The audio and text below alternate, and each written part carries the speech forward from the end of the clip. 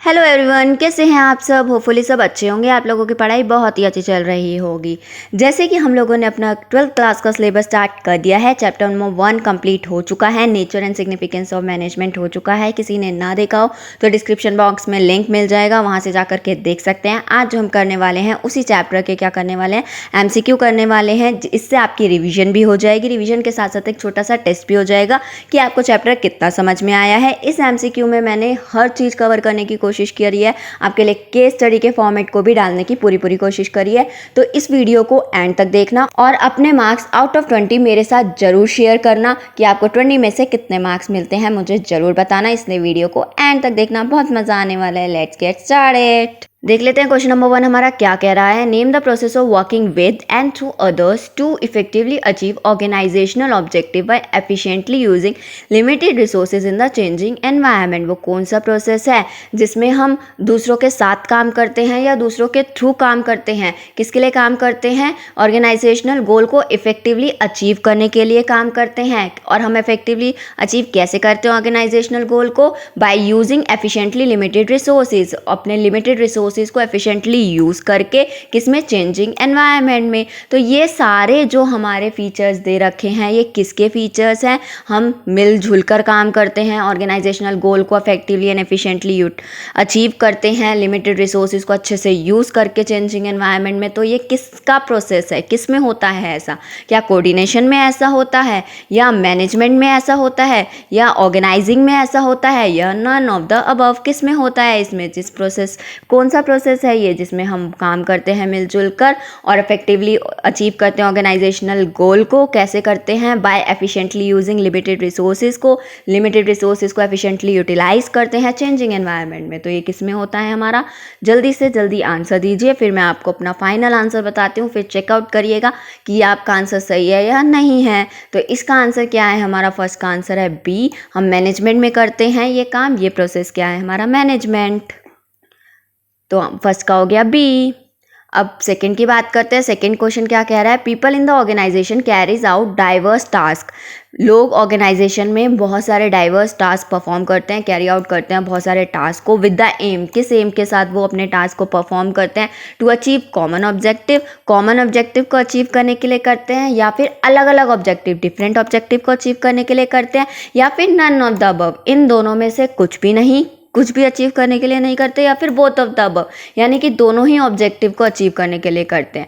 जब हम मैनेजमेंट पढ़ा था तो मैनेजमेंट में हम किसके लिए काम करते हैं? ऑर्गेनाइजेशनल गोल को अचीव करने के लिए काम करते हैं, यानी कि सबका एक ही गोल होता है, कॉमन गोल के लिए काम करते हैं, कॉमन ऑब्जेक्टिव के लिए काम करते हैं। तो सेकंड का क्या हो गया हमारा? ए। अब थर्ड की बात कर लेते हैं। थर्ड क्वेश्चन हमारा क्या कह रहा है? Which function of management relates to. कौन सा फंक्शन मैनेजमेंट का रिलेट करता है? Recruitment and selection of the personnel. यानी कि कौन से फंक्शन में हम रिक्रूटमेंट और सिलेक्शन करते हैं किसी पर्सनल की? तो क्या वो डायरेक्टिंग में होती है, या ऑर्गेनाइजिंग में होती है, या स्टाफिंग में होती है, या प्लानिंग में होती है? सोचिए किस में होती है। अगर डायरेक्टिंग की बात करी जाए तो डायरेक्टिंग में क्या किया जाता है? एम्प्लॉय को मोटिवेट किया जाता है, लीडिंग की जाती है, उनकी इन्फ्लुएंस किया जाता है। तो डायरेक्टिंग तो इसका आंसर नहीं है। अगर ऑर्गेनाइजिंग की बात करी जाए तो ऑर्गेनाइजिंग में क्या किया जाता है? ऑर्गेनाइजिंग में तो प्लान को कैरी आउट करने के लिए रिसोर्सेज का इंतजाम किया जाता है, और स्टैब्लिशिंग एंड रिपोर्टिंग रिलेशनशिप बनाए जाते हैं। तो ऑर्गेनाइजिंग भी नहीं है इसका आंसर। और स्टाफिंग में क्या किया जाता है? स्टाफिंग को हम ह्यूमन रिसोर्स फंक्शन भी बोलते हैं। जी हाँ, इसी में हम क्या करते हैं? फाइंड करते हैं राइट पीपल राइट जॉब के लिए। तो इसी में हमारा क्या है? रिक्रूटमेंट और सिलेक्शन का प्रोसेस होता है। तो सी हो गया हमारा स्टाफिंग। जिसने भी ये टॉपिक नहीं पढ़े हैं, मेरी वीडियो चैप्टर 1 की पूरी डली हुई है, जाकर के आप 50 मिनट्स अपने दीजिए और उस वीडियो को जरूर देखिए। आपके सारे कंसेप्ट क्लियर हो जाएंगे। लिंक आपको डिस्क्रिप्शन बॉक्स में मिल जाएगा। और last one is planning. Planning की बात कर लेते हैं। प्लानिंग में क्या करते हैं? हम एडवांस में डिसाइड करते हैं कि क्या करना है, कैसे करना है, यानी कि इसमें हम ऑब्जेक्टिव सेट करते हैं। तो थर्ड का आंसर क्या हो गया? सी हो गया, जिसमें हम फाइंड करते हैं राइट पर्सन राइट जॉब के लिए। तो रिक्रूटमेंट और सिलेक्शन हमारा स्टाफिंग में होता है। थर्ड का हो गया सी। मुझसे मार्क्स जरूर शेयर करिएगा। आउट ऑफ 20 आपको कितने मिले? Management is equally important to run a political organisation as it is to run an economic environment. Management political organisation को रन करने के लिए भी उतना ही इंपॉर्टेंट है जितना वो इकोनॉमिक एनवायरनमेंट को रन करने के लिए इंपॉर्टेंट है। Which feature of management is being reflected in the given statement. हमने क्या करे हैं, मैनेजमेंट के बहुत सारे फीचर्स पढ़े हैं, तो बताइए कि ये स्टेटमेंट कौन से फीचर्स को हाईलाइट कर रही है। Management is a goal oriented process, management is all pervasive, management is group activity, management is multi dimensional. तो बताइए क्या है इसका आंसर। इसमें क्या हो रहा है, मैनेजमेंट का बोल रहा है कि मैनेजमेंट पॉलिटिकल ऑर्गेनाइजेशन में भी यूज़ होता है और मैनेजमेंट इकोनॉमिक एनवायरनमेंट में भी यूज़ होता है। दोनों जगह हमारा क्या किया जाता है, मैनेजमेंट का यूज़ किया जाता है। यानी कि मैनेजमेंट क्या है, ऑल परवेसिव है, हर जगह यूज़ होता है। छोटी ऑर्गेनाइजेशन में, बड़ी ऑर्गेनाइजेशन में, पॉलिटिकल में, इकोनॉमिक में, सोशल में, हर जगह मैनेजमेंट का यूज़ होता है। तो मैनेजमेंट क्या है हमारा, इज़ ऑल परवेसिव। मैनेजमेंट हर जगह यूज़ होता है। परवेसिव का मतलब यूनिवर्सल, यूनिवर्सल यानी कि हर जगह यूज़ होने वाला। तो फोर्थ का आंसर हो गया हमारा बी। अब हम बात करते हैं फिफ्थ की। फिफ्थ क्वेश्चन हमारा क्या कह रहा है, Radhika limited uses environment friendly method of production. Radhika limited क्या यूज़ करती है, एनवायरनमेंट फ्रेंडली मेथड यूज़ करती है प्रोडक्शन के। Identify the objective it is trying to achieve. हमने 3 ऑब्जेक्टिव पढ़े हैं, ऑर्गेनाइजेशनल ऑब्जेक्टिव पढ़ा है, पर्सनल ऑब्जेक्टिव पढ़ा है, सोशल ऑब्जेक्टिव पढ़ा है। तो बताइए जो इको फ्रेंडली वाला है वो कौन सा ऑब्जेक्टिव है कि राधिका यूज़ कर रही है environment friendly method of production. तो ये कौन सा ऑब्जेक्टिव है, क्या ये ऑर्गेनाइजेशनल ऑब्जेक्टिव है, या ये पर्सनल ऑब्जेक्टिव है, या ये सोशल ऑब्जेक्टिव है, या नन ऑफ द अबव। इसमें सोसाइटी के लिए, सोसाइटी का ध्यान रखा जा रहा है, सोसाइटी के लिए कुछ किया जा रहा है, तो ये हमारा क्या है, सोशल ऑब्जेक्टिव है। इसमें क्या किया जा रहा है, environment friendly method of production use किया जा रहा है जिससे कि सोसाइटी में पॉल्यूशन ना फैले, सोसाइटी को हार्म ना हो। तो ये कौन सा ऑब्जेक्टिव हो गया हमारा, सोशल ऑब्जेक्टिव हो गया। तो फिफ्थ का हो गया सी। अब सिक्स्थ की बात कर लेते हैं। सिक्स्थ क्वेश्चन क्या कह रहा है हमारा, your grandfather working in an MNC S CEO chief executive officer की तरह आपके ग्रैंडफादर काम करते हैं। Eight which level of management he is working. हम लोगों ने top level management, middle level management, lower level management में कौन कौन सा प्रोफाइल आता है सब कुछ पढ़ रखा है ये। तो अब बताइए कि CEO किसके अंदर आता है, कौन से लेवल ऑफ मैनेजमेंट में आता है। क्या ये टॉप लेवल मैनेजमेंट में आता है, या मिडिल लेवल मैनेजमेंट में आता है, या ऑपरेशनल लेवल मैनेजमेंट में आता है, या नन ऑफ द अबव में आता है। अगर आपको ये कंसेप्ट नहीं है क्लियर तो जाकर 50 मिनट अपने दीजिए, मेरी वीडियो देखिए, डिस्क्रिप्शन बॉक्स में लिंक मिल जाएगा। तो ये जो CEO आता है ये सुपीरियर हाई अथॉरिटी, और हाई अथॉरिटी हमारी किस में आती है, टॉप लेवल में आती है। जितने भी सुपीरियर लोग होते हैं वो किस में आते हैं, टॉप लेवल मैनेजमेंट में आते हैं। तो सिक्स का हो गया ए। मिडल वाले बता देती हूँ, मिडल में कौन आता है, मैनेजर्स होते हैं जितने भी वो मिडल में आते हैं, और लोअर में सुपरवाइजर और फोरमैन आते हैं जो कि वर्कर को इंस्ट्रक्शंस देते हैं। तो सिक्स का हो गया हमारा ए। जितनी भी सुपीरियर अथॉरिटीज़ हैं वो किस में आती है, टॉप लेवल मैनेजमेंट में आती है। सिक्स का हो गया ए। अब सेवन्थ की बात करते हैं। सेवन्थ क्वेश्चन क्या कह रहा है, keeping in view the changes in the consumer demand and preference. Consumer की डिमांड और प्रेफरेंस को ध्यान में रखते हुए, जो चेंज हो रहे हैं कंज्यूमर की डिमांड और प्रेफरेंस में उसको ध्यान में रखते हुए, tasty maker bakery has reduce the sugar. Tasty maker एक बेकरी है, उसने शुगर को रिड्यूस कर दिया, fat content in its product. उसने क्या करा, शुगर को भी कम कर दिया और फैट कंटेंट को भी अपने प्रोडक्ट में कम कर दिया। तो this approach of business shows that management is, उसने जो ये काम कर रहा है उसको देखते हुए क्या पता चलता है कौन सा फीचर हमारा मैनेजमेंट का यहाँ पे अप्लाई हुआ है। मैनेजमेंट क्या मल्टी डायमेंशनल एक्टिविटी है, या मैनेजमेंट ऑल परवेसिव है, या मैनेजमेंट डायनेमिक फंक्शन है, या मैनेजमेंट इंटेंजिबल फोर्स है। चेंजेस को, कंज्यूमर की डिमांड और प्रेफरेंस में जो चेंज आ रहा है उसको ध्यान में रखते हुए टेस्टी मेकर बेकरी ने क्या करा, शुगर को भी रिड्यूस कर दिया और फैट कंटेंट को अपने प्रोडक्ट में रिड्यूस कर दिया। तो इस अप्रोच को आप क्या बोलेंगे कि क्या है, मैनेजमेंट हमारा क्या है, डायनेमिक फंक्शन है। मैनेजमेंट क्या है हमारा, डायनेमिक फंक्शन है।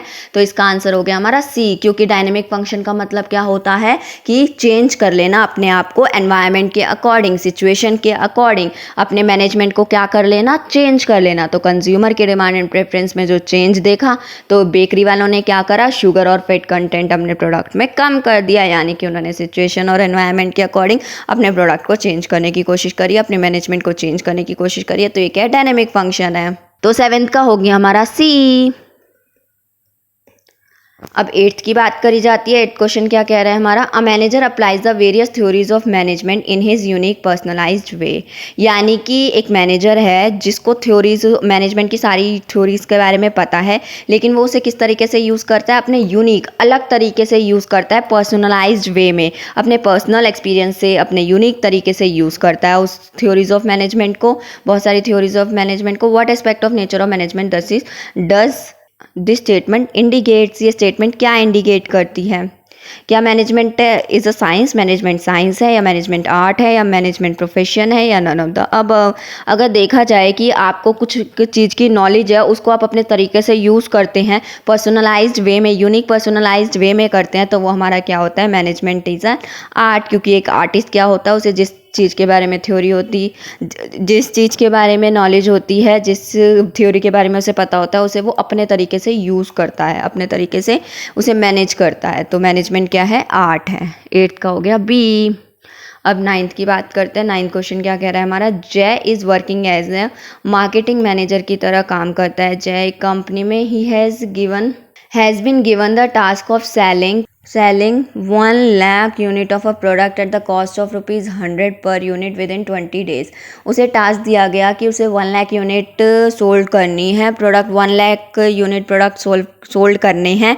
किस कॉस्ट पे, ₹100 पर यूनिट, यानी कि एक यूनिट वो ₹100 की बेचेगा, और उसे ये टास्क कितने दिन में कंप्लीट करना है, 20 डेज़ में कंप्लीट करना है।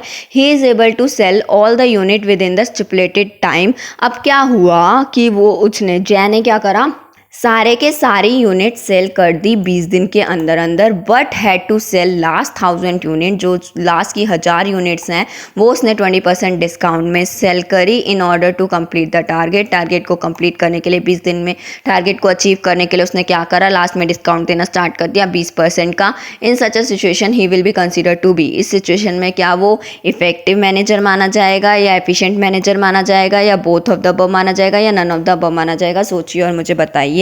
देखिए, जय मार्केटिंग मैनेजर है जिसे टास्क दिया गया कि उसे 1 लाख यूनिट अपनी सेल आउट करनी है, जिसकी कॉस्ट बताई गई उसे ₹100 पर यूनिट बेचनी है, और 20 दिन के अंदर अंदर बेचनी है। उसने 20 दिन के अंदर अंदर ये सारा काम कर दिया, लेकिन जो लास्ट की 1000 यूनिट है वो उसने डिस्काउंट पे दी, यानी कि उसने मिनिमम कॉस्ट पे काम नहीं किया, उसने कॉस्ट को बढ़ा दिया। डिस्काउंट में दे रहा है तो यानी कि उसने कॉस्ट को तो बढ़ा दिया हमारी, तो यानी कि उसने काम को करा तो सही, उसने काम को इफ़ेक्टिवली करा, कंप्लीट करके दिया, टारगेट अचीव करा लिमिटेड टाइम पीरियड में, पूरे टाइम पीरियड में उसने टास्क को अचीव तो कर लिया, लेकिन कॉस्ट उसने क्या कर दी, हमारी बढ़ा दी, क्योंकि उसने डिस्काउंट में दे दिया।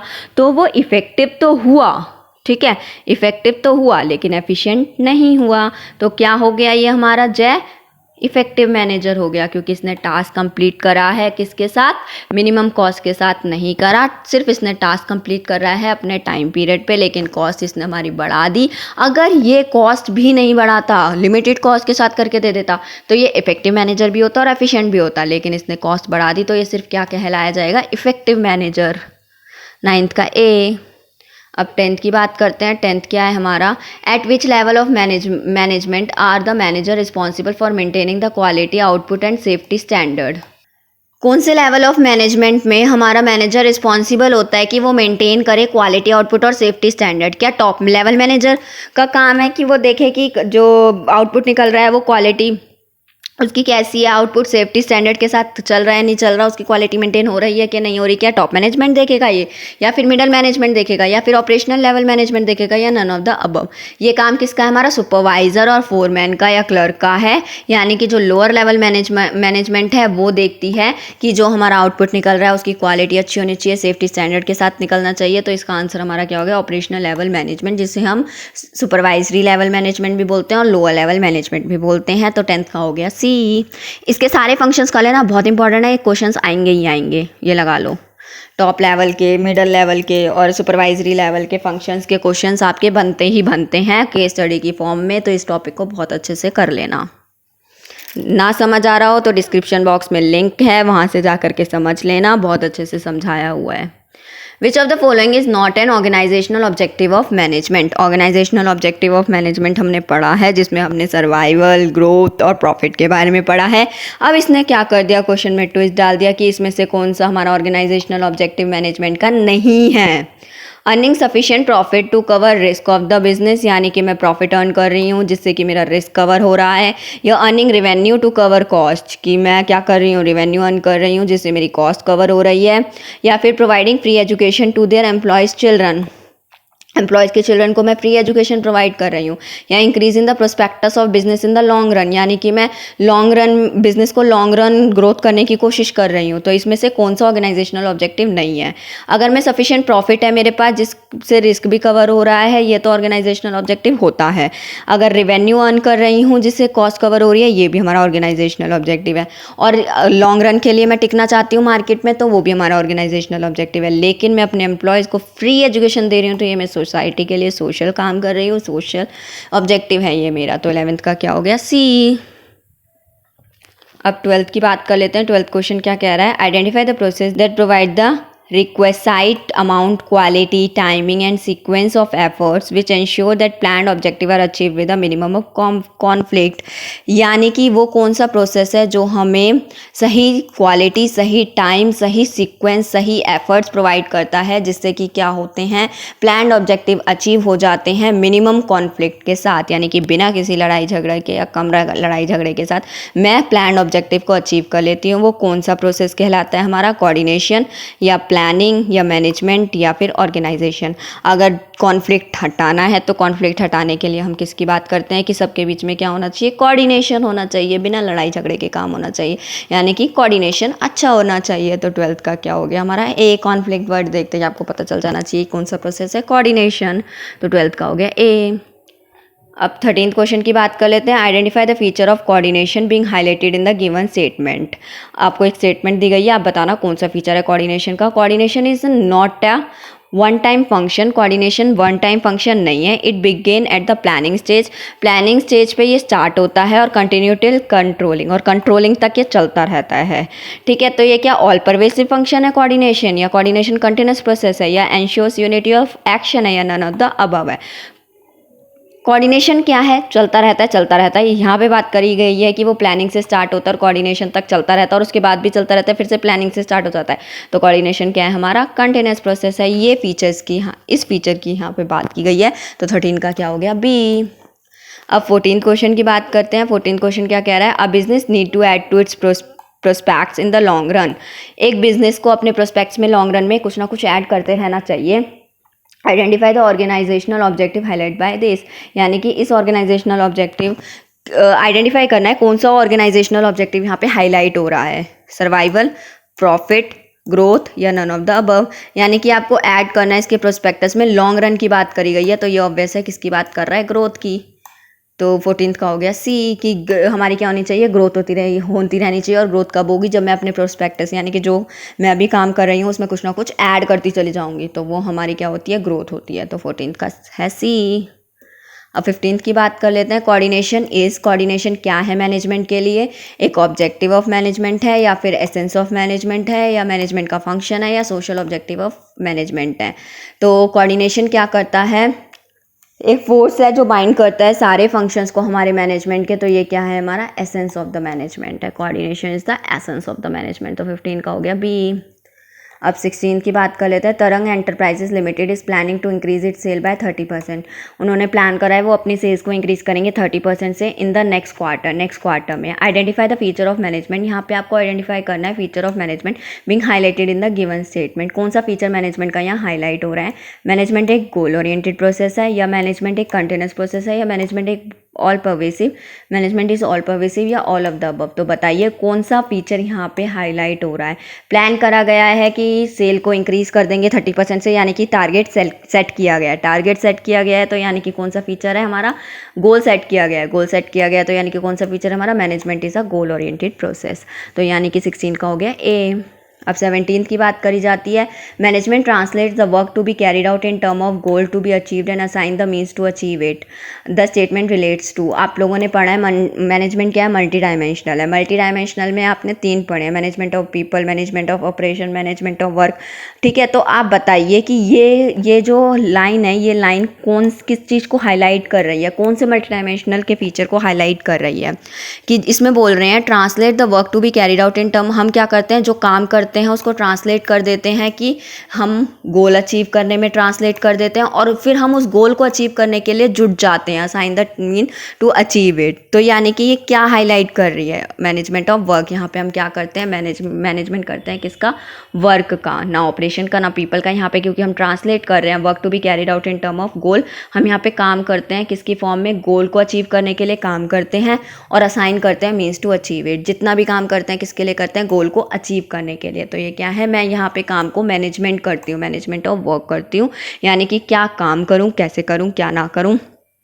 तो ये हमारा क्या हो गया, मैनेजमेंट ऑफ वर्क को हाईलाइट कर रहा है। 17th का हो गया सी। अब 18th की बात करी जाती है। 18th क्वेश्चन क्या है, which of the following is not a designation related to top level management. इसमें से कौन सी डेजिग्नेशन हमारी टॉप लेवल मैनेजमेंट की नहीं है, ठीक है। जितने भी सुपीरियर हैं वो टॉप लेवल मैनेजमेंट में आएंगे, अगर सुपीरियर नहीं है इसमें तो वो क्या हो जाएगा, उसकी टॉप लेवल मैनेजमेंट की डेजिग्नेशन नहीं होगी। वाइस प्रेसिडेंट टॉप लेवल की है, प्रेसिडेंट टॉप लेवल की है, सुपीरियर है ये भी। प्रोडक्शन मैनेजर मैनेजर की है, ये नहीं है। तो आंसर क्या हो गया, ये हमारा मिडल लेवल मैनेजर में आता है। जितने भी मैनेजर आते हैं मिडल लेवल मैनेजमेंट में आते हैं। तो 18th का क्या हो गया हमारा सी। चेयरमैन भी हमारी क्या है, टॉप लेवल मैनेजमेंट है। तो 18 का हो गया सी। अब 19th की बात करी जाती है। Name the level of management at which the manager are responsible for implementing and controlling the plan and strategies of the organisation. कौन से लेवल ऑफ मैनेजमेंट में एक मैनेजर रिस्पॉन्सिबल है कि वो इम्प्लीमेंट करे और कंट्रोल करे प्लान और स्ट्रेटेजी को ऑर्गेनाइजेशन के। Top level management, middle level management या फिर लोअर लेवल मैनेजमेंट या फिर नन ऑफ द अबव। अगर आप टॉप लेवल मैनेजमेंट की बात करें तो ये प्लान सिर्फ और सिर्फ क्या देते हैं, सेट करते हैं, मतलब प्लान बना देते हैं बस, ठीक है। प्लान एंड पॉलिसी फ्रेम करते हैं। जो इम्प्लीमेंट और कंट्रोल करता है वो कौन करता है, तो वो कौन करते हैं, मिडल लेवल मैनेजमेंट करते हैं। तो 19 का आंसर हो गया हमारा बी। अब 20th क्वेश्चन देख लेते हैं। Deciding the objective policy and procedure to be followed in the company. क्या ऑब्जेक्टिव, क्या पॉलिसी, क्या प्रोसीजर हमारी कंपनी में फॉलो होगा, ये कौन सा फंक्शन हमारा मैनेजमेंट का हाईलाइट कर रहा है।